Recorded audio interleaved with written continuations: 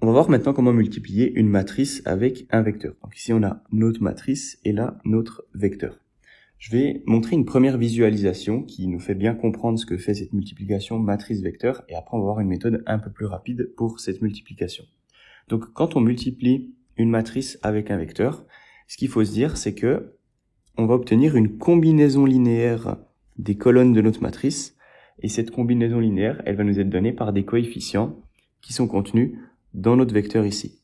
Donc si on fait ça, on peut se représenter cette multiplication matrice-vecteur comme notre matrice qui est séparée en 3 vecteurs, comme ceci,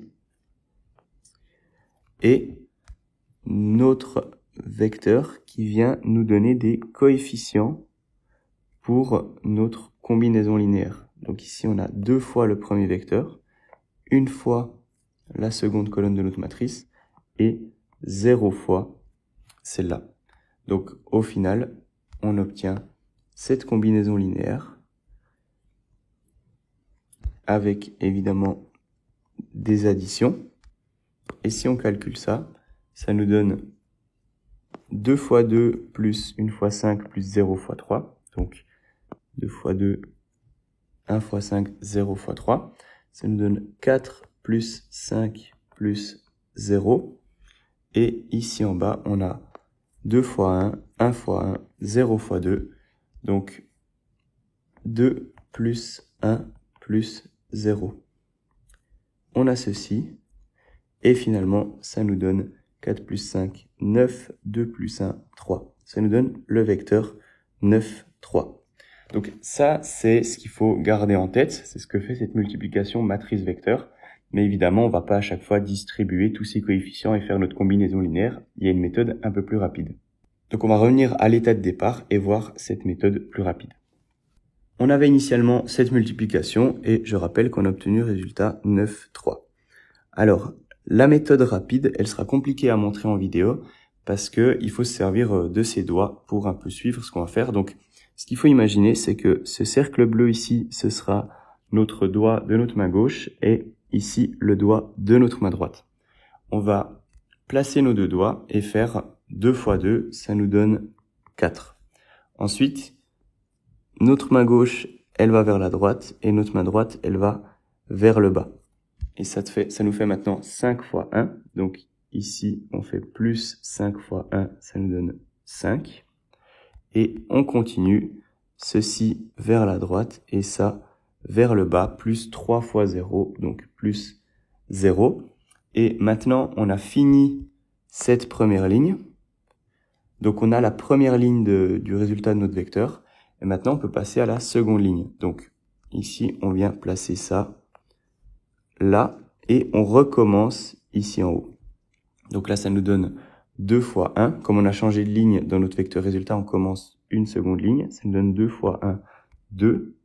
Ensuite, 1 fois 1, ça nous donne 1. Et ensuite, on a 2 fois 0 qui nous donne 0. Et on obtient finalement notre vecteur résultat qui est 9, 3. Donc exactement la même chose que ce qu'on avait avant, donc c'est correct. Cette méthode, elle se généralise pour n'importe quelle multiplication matrice-vecteur. Si par exemple, alors je vais prendre une matrice très facile avec beaucoup de coefficients qui sont les mêmes, 4, 4, 4, 4, et 2, 1, 1, 2, mettons, comme ça, et que je multiplie ça par le vecteur 2, 1, 0, 0, alors je peux appliquer la même chose. Je pars d'ici et de là, ça me fait 4 fois 2, 8, plus ici, je vais à droite, ici, je vais vers le bas, donc 8 plus 4 fois 1 égale 4. Je continue, je vais à droite et je vais vers le bas, ça nous donne plus 0.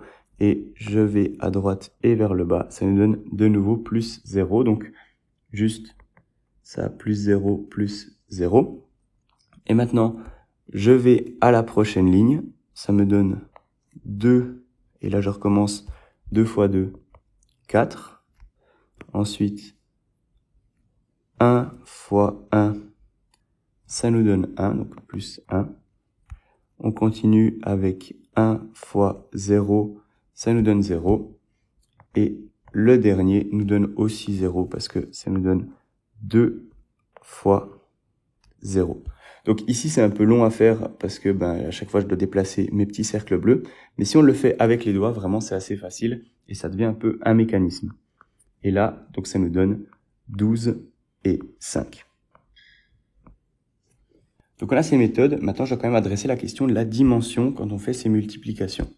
Ici, on voit qu'on a multiplié une matrice qui a 2 lignes et 4 colonnes avec un vecteur qui a 4 lignes et une colonne. Et en fait, il faudra à chaque fois, donc ici on a fait la multiplication 2, 4, donc 2 lignes, 4 colonnes, avec un vecteur 4, 1, et on voit que comme résultat, on a obtenu 2 lignes et une seule colonne. C'est ça, notre résultat. Et en fait, ça c'est quelque chose de très général. Quand on fait cette multiplication, il faut que ces deux nombres ici soient les mêmes. Et pour savoir la dimension de notre résultat, on va juste venir enlever ces deux nombres ici et juste garder 2 et 1. Donc notre résultat, c'était 2 et 1. Qu'est-ce qui se passe si maintenant ces deux nombres ne sont pas les mêmes? En fait, c'est comme si ici, j'essayais de faire ça, par exemple.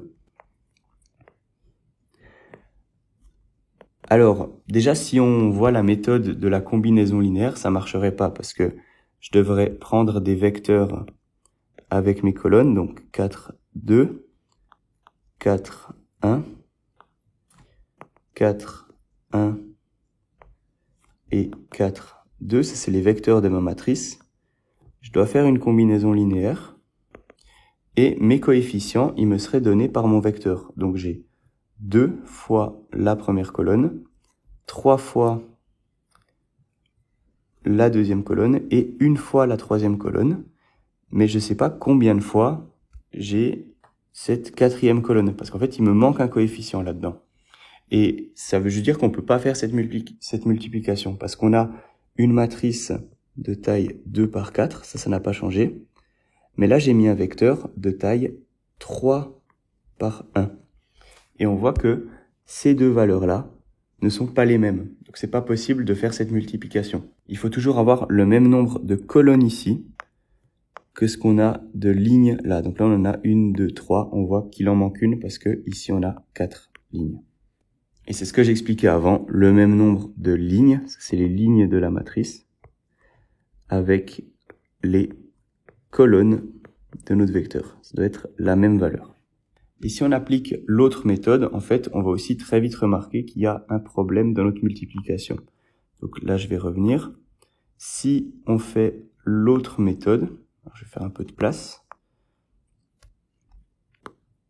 On partirait, comme je l'expliquais avant, avec nos deux cercles bleus. Donc on fait 4 fois 2, ça nous donne 8, plus ça, je vais à droite, et ça, je vais en bas. Donc plus 4 fois 3, c'est 12. Ensuite, 4 fois 1, c'est 4. Et là, on voit qu'on a le même problème qu'avant, c'est qu'ici, je veux aller à droite, mais là, je ne peux plus aller vers le bas.